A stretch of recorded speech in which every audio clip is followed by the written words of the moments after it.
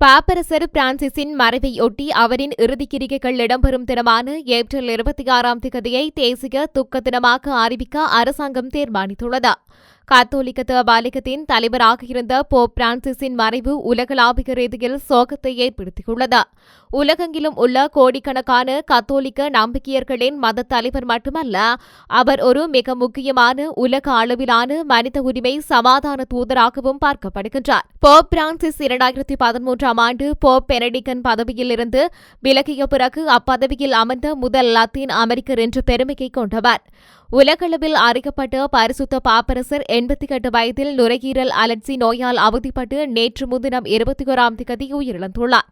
இதனை அடுத்து உலகத் தலைவர்கள் பலரும் அஞ்சலி செலுத்தி வரும் நிலையில் இலங்கையில் ஏப்ரல் 26ஆம் திகதியை தேசிய துக்க தினமாக அறிவிக்க அரசாங்கம் தீர்மானித்துள்ளது. அதன்படி எதிர்வரும் 26ஆம் திகதி சகல அரசு நிறுவனங்களும் தேசிய கொடியை அரக்கம்பத்தில் பறக்க விடுமாறு அறிவிக்கப்பட்டுள்ளது.